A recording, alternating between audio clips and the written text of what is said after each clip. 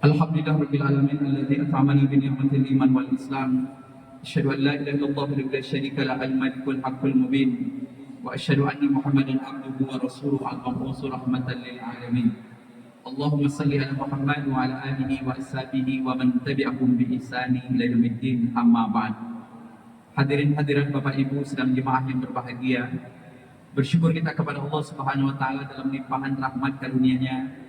Kembali malam yang berbahagia ini, Allah masih memberikan kita kesempatan untuk kembali hadir bersama di tempat yang mulia ini.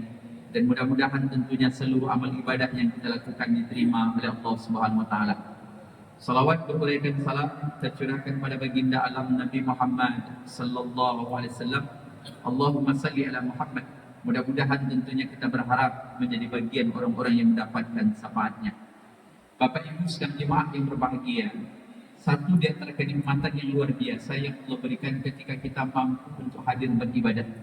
Maka di dalam doa yang diajarkan Nabi kepada kita, yang doa itu baik kita ucapkan atau kita sampaikan ketika akhir salat itu, Allahumma a'inni ala zikrika wa syukrika wa husni ibadatik. Ya Allah, bimbinglah kami untuk senantiasa ingat kepadamu, bersyukur atas nikmat yang kau berikan, kemudian mampu melahirkan amal ibadah yang baik. Namun demikian, ibadah itu memiliki dua faktor. Satu adalah hati, yang kedua adalah fisik. Maka Nu'man bin Bashir pernah mengatakan, ketika Rasulullah pernah mengucapkan, ala wa inna fil jasadil mudghah, iza saluha saluha jasadul kullu, wa iza fasada jasadul kullu. Sesungguhnya kata Rasulullah, di dalam diri manusia itu ada segumpalan darah, yang apabila dia baik, maka insya Allah seluruh perilakunya akan menjadi elok. Tapi apabila gumpalan darah itu buruk, maka yang lainnya juga akan menjadi binasa. Itulah sesungguhnya hati. Maka peran hati dalam hadis ini sangat penting. Maka bahkan apa yang pernah diungkapkan oleh Ibnu Taimiyah di dalam ungkapannya al-a'malu zahir la takunu salihan maqbulah illa biwasitatil a'malul qulub. Apa yang diungkapkan oleh Ibnu Taimiyah, sesungguhnya amal yang terlihat atau amal perbuatan ini tidak akan diterima oleh Allah kecuali sesungguhnya manusia itu memiliki hati. Jadi maaf, Bapak datang ke sini, kita sampai dari tempat tinggal kita, bukan hanya untuk datang, tetapi tentunya dengan hati yang memang sudah kita niatkan karena Allah. Maka Bapak Ibu sedang jemaah yang berbahagia, ini juga yang pernah diungkapkan oleh Nabi. Inna Allah la yanzuru ila aswarikum wala ila amwalikum walakin yanzuru ila qulubikum wa a'malikum. Sesungguhnya Allah tidak pernah menengok kepada rupa kalian dan juga berapa banyak harta yang kalian miliki, tapi yang ditengok oleh Allah adalah hati dan perbuatan kalian. Maka sedang jemaah yang berbahagia, namun demikian kita tanpa mengetahui apakah hati kita sehat atau tidak. Maaf cerita, kalau kita hari ini sakit, rasanya kepala agak panjang, kita ke rumah sakit, maka dokter akan periksa berapa tensinya. Atau ketika rasanya agak mengantuk, kita datang ke dokter, maka dokter akan ambil darah kita, kemudian diceknya berapa kira-kira glukosa kita hari. Setelah diketahui bahwa ada masalah, maka dia akan memberikan solusi berubah yang namanya obat. Tapi ketika hati sakit, banyak kadang-kadang hati kita yang sakit, kita sendiri tidak merasakan. Maka kalau ditanya, apa di antara indikator hati itu sakit? Pertama, Al-Quran mengatakan di dalam surah An-Nisa ayat 142 itu, malas dalam beribadah. Wa idza qamu ila sholati qamu kusala. Apabila mereka mendirikan salat, maka mereka akan malas. Keinginannya hanya sekedar datang. Maka Bapak Ibu yang berbahagia, maka di awal tadi kita katakan, masalah salat, datang ke masjid itu bukan masalah mik. Kalau mik ini Pak, maaf, azan seluruh masjid beradu sampai-sampai kita tak tahu suara mana yang ada di masjid. Tapi maaf, kalau hatinya sudah datang, hatinya yang baik, maka jauh pun tempat itu dia akan tiba sampai di sini. Ia akan lakukan.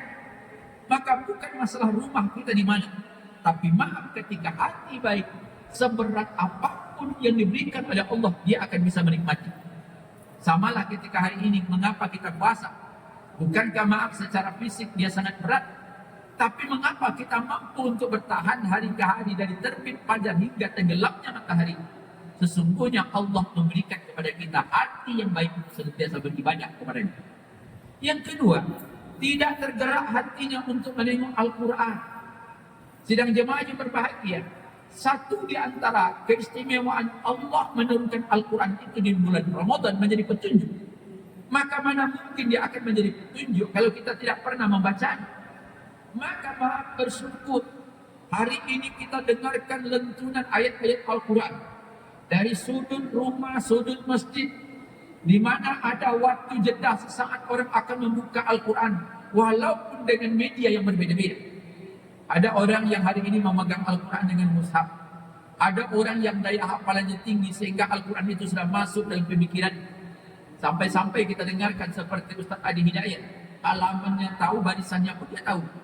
Awak jangankan itu Pak, membaca yang nampak itu tidak salah. Tapi dibaca. Maka setelah dibaca tak cukup, dia mesti direnungkan. Kemudian perlu ditinjau secara muhasabah. Adakah di antara bacaan Al-Quran itu kita amalkan atau belum? Kalau belum, tentunya berusaha untuk menikmatinya. Ketiga, orang yang hatinya mati itu biasanya tidak tergerak menengok kematian. Sidang jemaah yang berbahagia, inilah hari-hari kita hari ini, di mana maaf dalam Islam nyawa itu sangat berharga. Tapi hari ini nyawa itu kayaknya diobral di dunia rumah. Kemarin kita mendengarkan ada anak yang membunuh ibunya. Kalau Bapak dengarkan hari ini terjadi yang namanya perang Arab dengan Amerika, Israel plus atau lawan Persisnya Iran. Orang Iran mengatakan di tempat kami sudah ada 1045 jenazah atau orang meninggal. 300 adalah anak-anak sekolah karena bom itu jatuh di sekolah.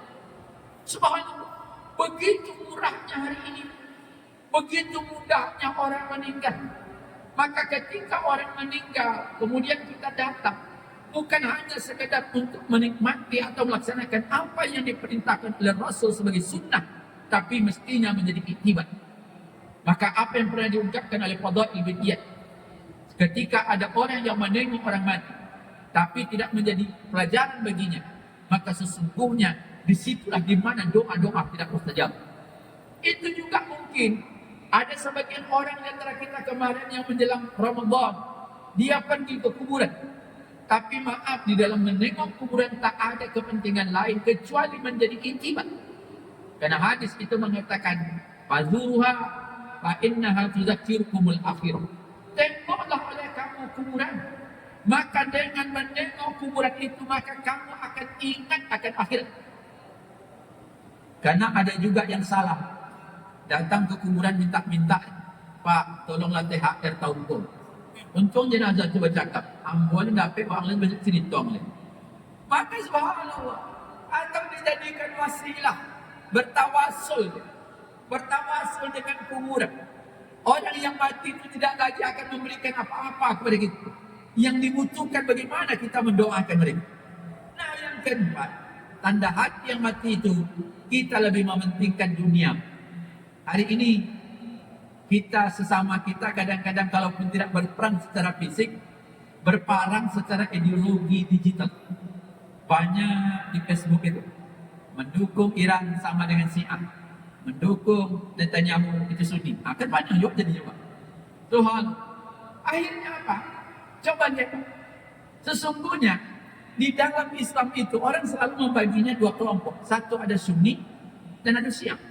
Tapi kalau Bapak ada penelitian yang dilakukan oleh Pew Research, apa dia katakan? Orang Syiah itu di dunia itu 15%. 15%.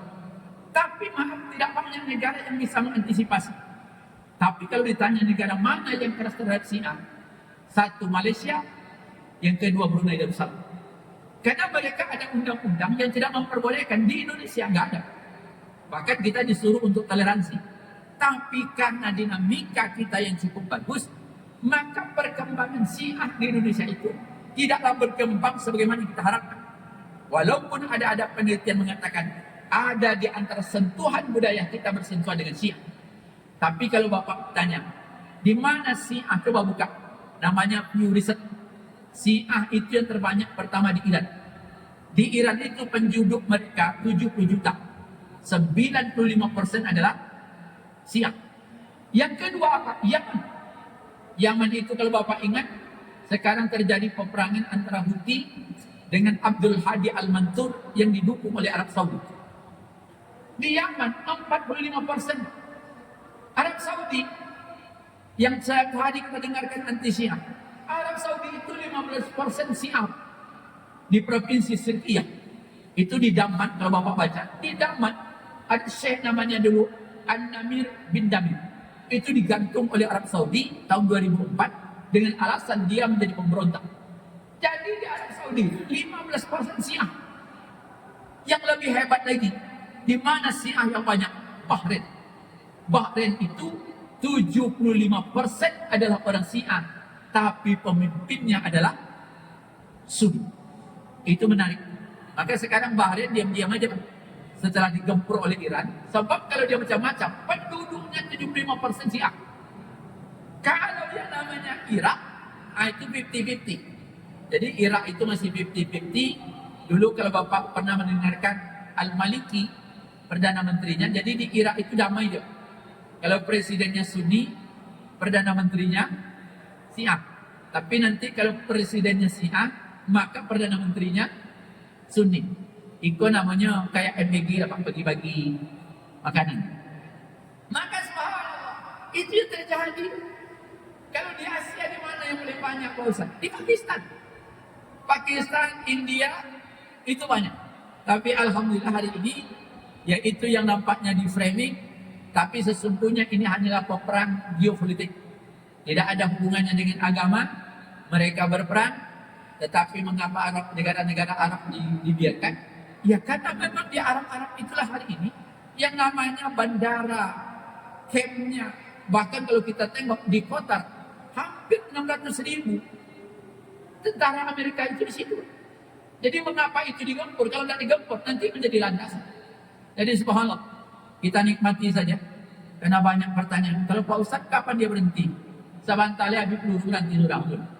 Subhanallah. Maka doakannya mudah-mudahan pelurunya habis. Subhanallah. Maka kemarin ada juga mengatakan, kalau seandainya terjadi perang di Indonesia, Pak Ustaz, apa yang harus kita lakukan? Bagi saja MBG, Pak, selesai urusan. Awak MBG itu aja ubeknya, Pak. Apapun urusan MBG, selesai. Maka kembali kepada hati, inilah dunia, tidak usah mengganggu kita. Walaupun maaf hari ini saya prihatin, ada lebih kurang 85.000 jemaah umroh Indonesia tergantung-gantung di Timur Tengah, nggak bisa pulang. Yang masalahnya travel bingung, Pak. Mau nginap di hotel, siapa yang bayar? Nah, itu yang jawabnya. Siapa yang bayar? Pesawat seluruhnya penerbangannya dihentikan sampai masa waktu yang belum ditentukan. Maka ada seorang ustadz kita, Ikmi, dia pun bingung, Pak. Mengambil risiko ini. Ceramah dan dia bisa tidur. Subhanallah. Tadi Bapak kalau mendengarkan di Qatar, Bapak coba nanti buka blog Yahya dan Yahya.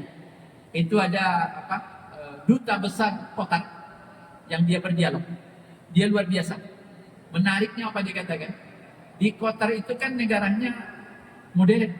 Walaupun di Arab tapi dia sudah memiliki diskotik gitu, minuman keras banyak. Jadi jangan dibayangkan seperti Arab Saudi dah. Tapi dia katakan yang menariknya di Indonesia, jemaahnya Indonesia, imamnya orang Arab. Itu menarik. Tapi di Qatar imamnya 167 orang Indonesia, jemaahnya orang Arab. Itulah hebat. Jadi luar biasa. Termasuk kalau di Amerika itu Ustadz Sam itu yang di Islamic Center itu orang Indonesia. Orang Indonesia kok hebat-hebat. Maka insya Allah mudah-mudahan bangsa ini terus aman. Mudah-mudahan tidak ada gejolak. Sedangkan tidak ada gejolak aja payah, apalagi ada gejolak.